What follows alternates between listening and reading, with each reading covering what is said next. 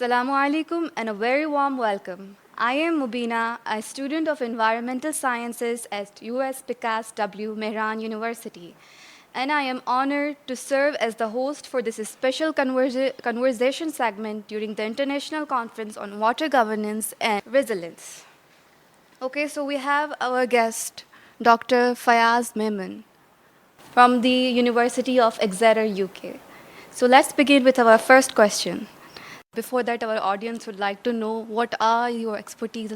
I had my first degree from Mehran University in civil engineering. Then I went to UK, did my master's in environmental engineering, majoring in water engineering. Then I was into the climate change adaptation, that is using water more efficiently. And I have been a professor at University of Exeter, and now recently I have moved to University of Greenwich, where I look after the water efficiency, urban water management. Okay, you have got little amount of water, how to use that efficiently within households, how to recover energy from that, how we do more things with less amount of water. When you use less amount of water, then you've got less wastewater generated. So our conventional drainage system is for high water usage, to accommodate high water usage. So what will be the implications on drainage systems? How we can design water distribution systems in a more sustainable way? Kind of these things is my bread and butter. Yeah. And then water reuse. We initiated number of projects for Mehran University on grey water recycling. And in fact, this center came into being through one of the projects which provided seed funding for us to sit all, which was on urban water demand management for developing countries, urban water demand management rather than agricultural water. Yeah. Sir, since the conference talks a lot about the water governance, what do you think is the most important step we need to take to improve how water is managed in Pakistan? Thank you, Mubeena, for inviting me, and I'm also thankful to the Center for Advanced Studies in Water. I feel very passionate about water. There are a number of reasons, and I feel more passionate about Mehran University because this is the institution prepared me. Say about 35 years ago, I was in your seat, and since then things have changed. Despite being in UK for good 35 years, at some of the leading institutions, my heart still beats with Mehran University and the colleagues and the students over here. And I must congratulate, first of all, the management of this center, including Dr. Kamran Ansari and his predecessor, Professor Rasul Baksh Mahar, and then the rest of the team, to keep the center active on the international front as well with respect to water issues. I must say that in Pakistan, this center is the main hub for the state-of-the-art research that should be taking place in this institution. With respect to this conference, which I think is heavily focused on governance, I think which is very rightly focused. If you ask me, although I've got the technical background, but I personally see in Pakistan's context or even in world's context, the issue of water governance is very important. We have got lots of technologies which arguably can be used can be deployed to treat water to produce water of good quality. But what happens if the technology is not to be used by people? Then there is no point in having those technologies. So what I'm saying that technically water is not an issue. In the context of Pakistan, it is more. In the context of Pakistan, I see the major issue with water management is its governance and its social aspect. So in Pakistan, I would say the key challenge is how we overcome the social issues. That includes, sorry about that, let me say that if we have got the crisis in the leadership as a whole, so the institution leaderships, if there is an intention, if there is a will, things can be implemented. So we have to see things in a broader perspective rather than looking into a micro level technical detail. I see.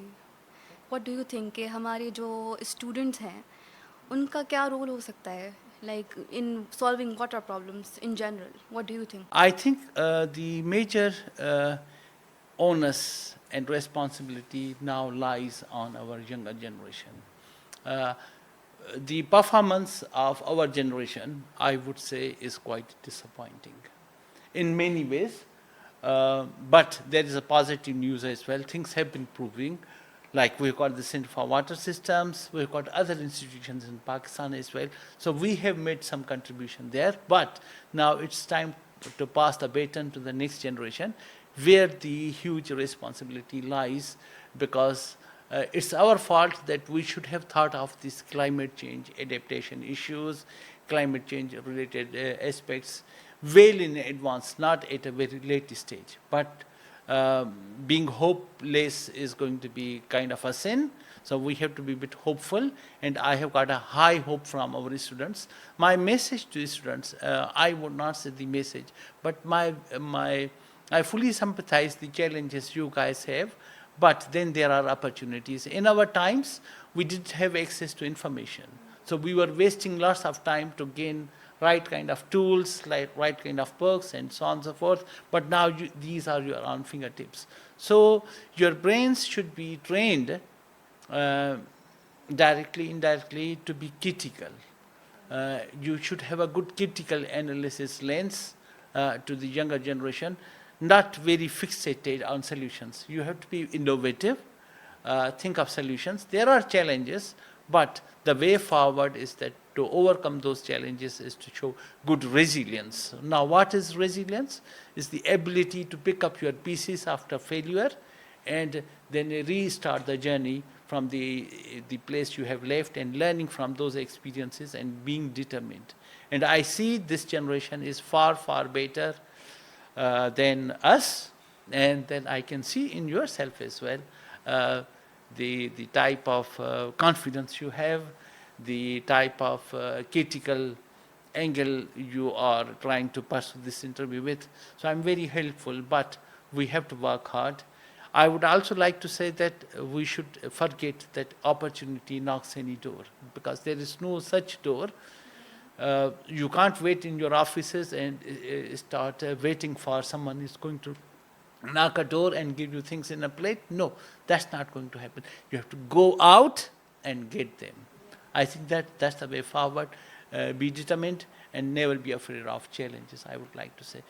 Is that what you were looking for? Yes, from me? yes, Okay. of course. Thank you. According to the climate justice, I have asked this question to the first guest speaker, but I am like really looking forward to how you will answer this. So it is that the US and the China, these are like the developed countries, right? So they have a lot of, that impact on these developing countries in context of climate. Now you see CO2 emissions and everything else. So like they are responsible for it.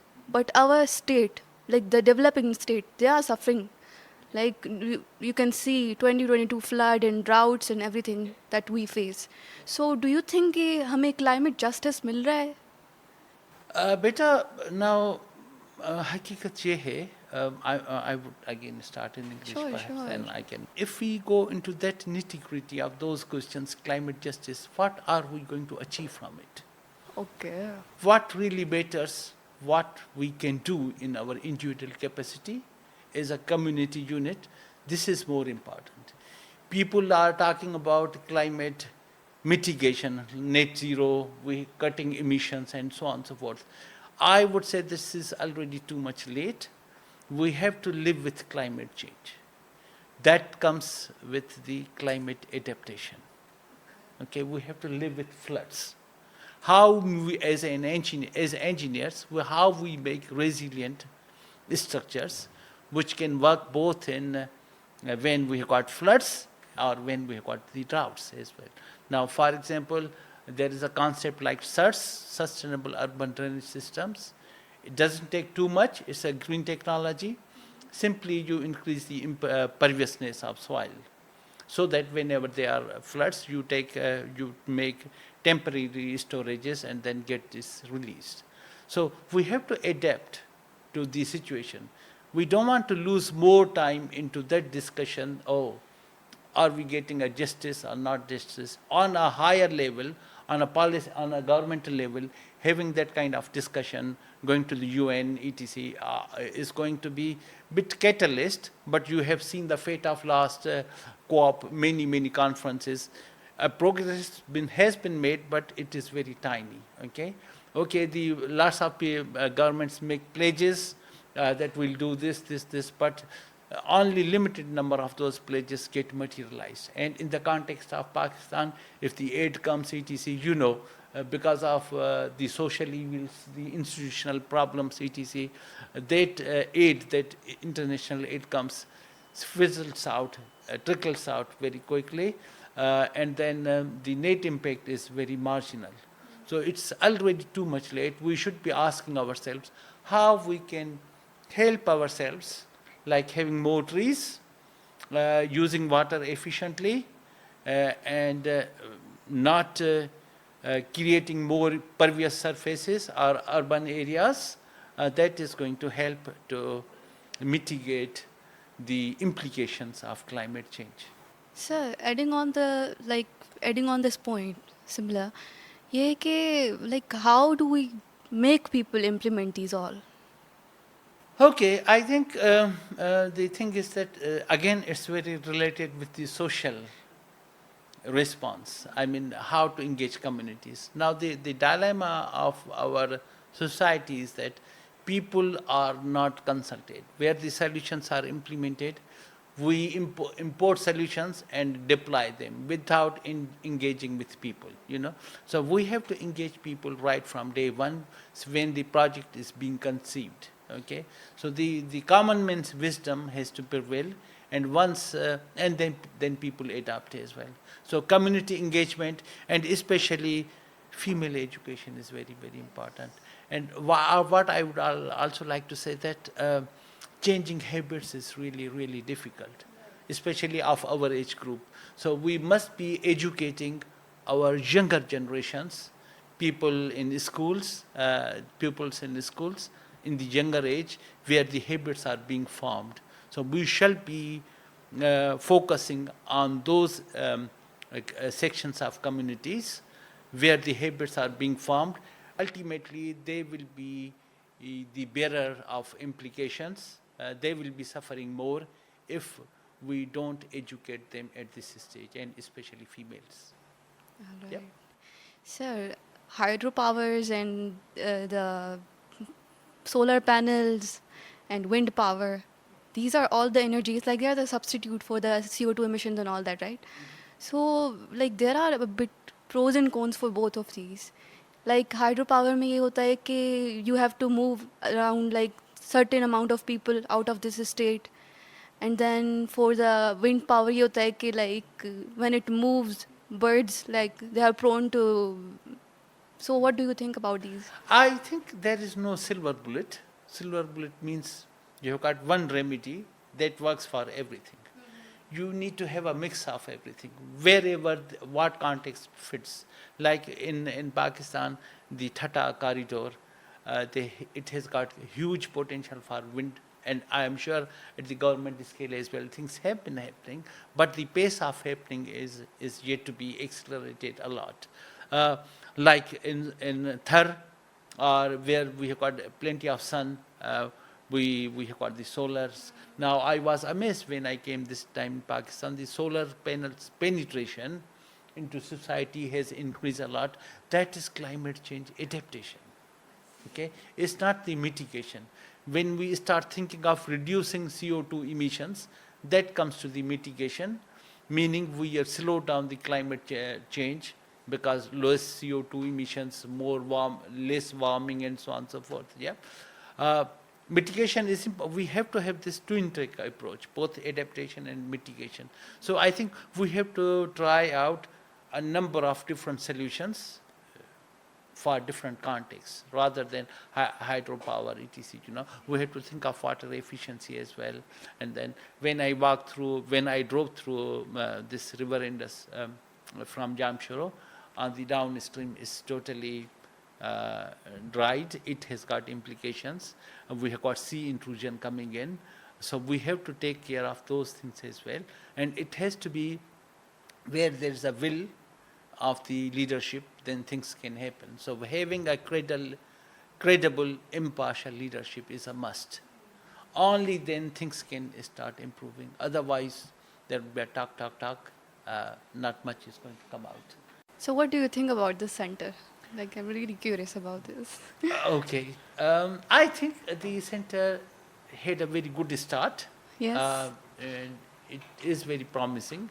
While we were conceiving this idea of the center, I had a higher aspiration. I was thinking this to be the regional hub. A regional hub meaning not only Pakistan, but neighboring countries. We become a center of excellence for the whole region, because this is how we pitched it, high ambition. And I think we are getting there. It is on the upward trajectory. The pace is yet to be moved forward. And I'm sure when I see people like you, people like Amran, and people like, other friends as well.